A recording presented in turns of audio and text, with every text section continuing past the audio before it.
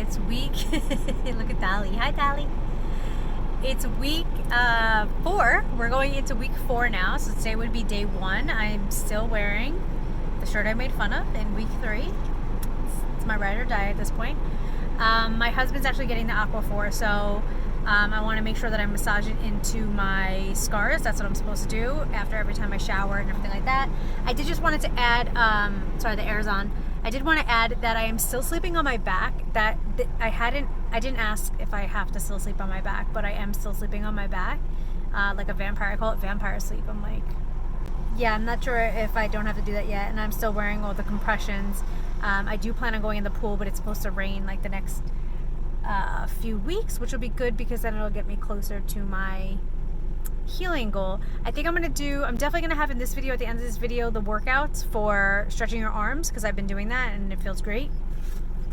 And I wanted to make sure that I put that in an appropriate time. I wanted to give an update because I keep talking about how I'm wearing the same thing over, and then I have that, and it just seems like not hygienic, so I thought I'd talk about it.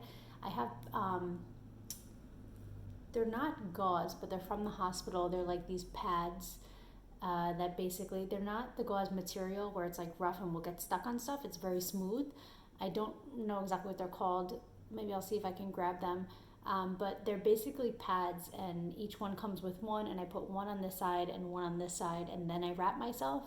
And that gets changed every single time that I unwrap myself, which is every day. So every day we rewrap, and every day we change those. So that's what's keeping everything over here hygienic, even though I'm wearing the same clothes over and over again. I just want to update on that.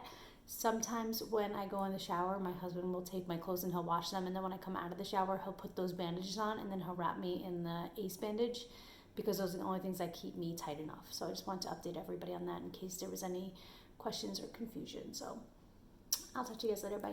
So I got sidetracked last time I was talking. Sorry, my husband's on a call, so I'm trying to talk low. But when I was talking in the car about my updates, and so I can go in the water, I can go in the pool, but he doesn't want me to keep the incision area, the stitches, the scars, whatever you want to call them. He doesn't want me to keep them wet. He doesn't want me to get pruny. So no, like sitting in a hot tub for long periods of time. I could basically go in, swim, come out, and make sure I dry myself off really well. That was something I forgot to say in that video. I already mentioned that I'm going to have in this video the clip of me doing the arm exercises, which I've been doing.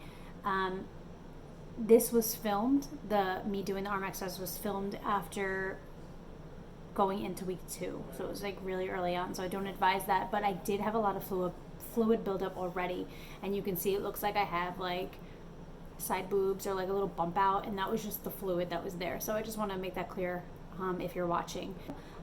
Actually, last night it was more like this morning. I was sleeping on my back like a vampire, and then I like leaned on one side, and I was like, okay, that feels okay. And then I leaned on the other side, and I was like, okay, I could do this. Okay, so I just remembered that I wanted to share that I don't have the burning sensation on my back anymore, because my husband's been rubbing my back to help with that, and we kind of realized that after the surgeon said that the reason why can you help me out here? You have to massage. Thank you. You have to massage it back to get the feeling. Yeah, you have to massage it back to get the feeling. So my husband's been massaging my back where it was burning before, like this, and it feels so much better. I don't have that burning feeling. I just realized now, and I was like, oh, let me put on the sweatshirt, and I was like, I don't feel the burn. Nerves back. You have to get the nerve feeling back. So definitely when you get clearance to like start rubbing, definitely do that on the spots to get like feeling back. It really works. Hey everyone, so I just wanted to give an update before I do the workout. I heard a few people say that because you like can't put deodorant on, you smell like milk, like old milk. You smell like your regular body odor. So whatever your regular body odor, like mine smells like celery, so that's what you smell like. Today is the first day that I'm going in the pool.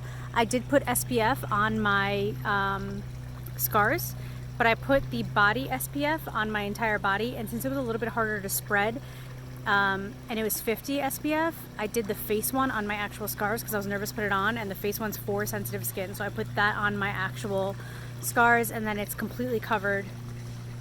Well, it's sneaking out here, but it's pretty much completely covered by my bathing suit. So just wanted to update everybody on that, and then we'll do the workout. Oh, I'm trying to keep my back to the sun and my front not really to the sun, and I can only go in the pool for a short amount of time, so I'm trying, because they don't want me to get pruny, so I'm just trying not to wet this whole area. So I've been out here for like an hour and I just haven't wet the whole front area because I didn't want it to stay wet on my body and get pruny, but it is pretty hot out, so I'm sure it would have dried. But just giving a heads up on that. Once I have the scar strips, which I'm gonna order today from Amazon, they'll be my Amazon affiliate link. Once I have those, I'm gonna wear those underneath my bathing suit, and so I'll be okay because they like offer SPF. Yeah, you basically wear them all day except for when you shower, so you can clean yourself and then you reapply either the same ones or new ones. So that's it. Sorry, my neighbor's lawnmower is going, but hope you guys can hear me, and I'll see you guys later. Bye. Okay, so we're going to start off.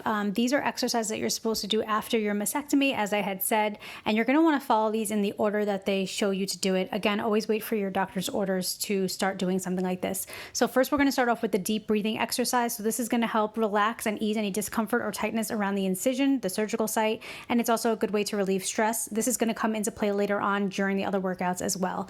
So you're going to sit comfortably in a chair, and you're going to take a slow, deep breath through your nose and let your chest and belly expand, and then breathe out through your mouth slowly. When you're comfortable with the deep breathing exercises, we're going to go back into arms and shoulder exercises, and this is going to give you your full range of motion back, and you're going to want to work on the affected side. If you had a double mastectomy, then usually you would start with the side that is hurting you less. With your full range of motion, you'll be able to move your arms over your head, out to the side, behind your neck, and in the middle of your back. So let's do this in a pace that works for you. You're going to want to do these exercises 3 times a day until you can move your affected arm or arms the way you did before surgery. And again, you want to wait until you get the clearance from your doctor. Some people can do this earlier than others. So if you feel tightness while you're doing any of these workouts, you're going to incorporate those deep breathing exercises that we just did in the beginning. Again, you're going to want to do it in the order that I'm showing you here. So we're going to start off with the backward shoulder roll, and you're going to either sit or stand for this, and you're going to bring your arms in a circle, your shoulders in a circular motion forward, up, back, and down. You don't have to turn around while you're doing this. I was only doing that so you could see this from every angle of what it looks like to make sure you're doing it right. So you're just going to do the shoulder rolls, and you're going to do that again sitting or standing. You're going to repeat this 5 times, and if you feel tightness across your chest or where the incision is, you can do smaller rolls. You don't have to go so big with it. Next is the shoulder wings. You can do this again standing or sitting, and you're going to place your hands on your chest or your collarbone, and you're going to raise your elbows out to the side. Don't make them go any higher than your range of motion is allowing you to do. Like, you don't have to push it, and you're just going to go as high as you can. If you feel discomfort, hold your position and then do the deep breathing exercises. If the discomfort passes, then you can raise your elbows a little bit higher. Don't raise your elbows any higher than like it hurts, okay? Then you're going to slowly lower your elbows, and you're going to do that 5 times. Next, we're going to do the hand arm that's going to be like spinning forward arm circle and back arm circles. So first we're going to do the back arm circles. If you've had surgery on both breasts, you're only going to do this exercise 1 arm at a time. Doing it with both arms will put too much pressure on your chest. So you're going to stand with your feet slightly apart. You're going to raise the affected arm first, and remember not to raise it higher than your restricted range of motion. And then you're going to just basically swing your arm around, but like not swing, just make like little circles with it. The bigger you can go, the better, but don't push yourself too far. The more comfortable you get, the larger the circles you can make with your arms. When you're done, you're going to slowly lower your arm to the side. You're going to do this 10 times. Well, you want to build up to 10 times. So start at 5 and you can build up. Then you're going to do it forward. So you just did it backwards first, where your arm was going in circles behind, away from you. And then you're going to do forward towards the front of you. Feel free to pause this video, take some breaks, take your time, sit down, do whatever you're comfortable doing. This isn't a race. Next is the W exercise, and you can do this again sitting or standing. You're going to form a W with your arms out to the side and your palms facing forward. Try to bring your hands up to where they're even with your face. If you can't raise them that high, that's okay. And what you're going to do is pinch your shoulders back, and you're going to squeeze them together going down as if you're squeezing a pencil in between them. Again, if you feel discomfort, hold your position and do the deep breathing exercises from the beginning. If the discomfort passes, then you can bring your arms a little bit further back. And that's it. Slowly bring them down, and that's what you got to do. Okay, we're going to do that one 5 times and try to build up to 10. Then we're going to do the back climber. This one was a little bit interesting to me. Again, you can do it sitting or standing, and you're going to need a timer or a stopwatch. So you're going to place your hands behind your back, and you're going to hold your hand.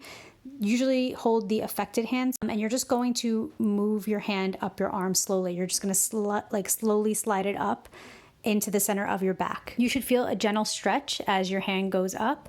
You should feel it in your shoulder area, but remember to breathe normally. Again, if it hurts, take a deep breath, and if you feel like after you take a deep breath you feel better, you can go a little bit further. Hold the position for 30 seconds using a stopwatch or a timer to track it, and then after 30 seconds, lower your hands down.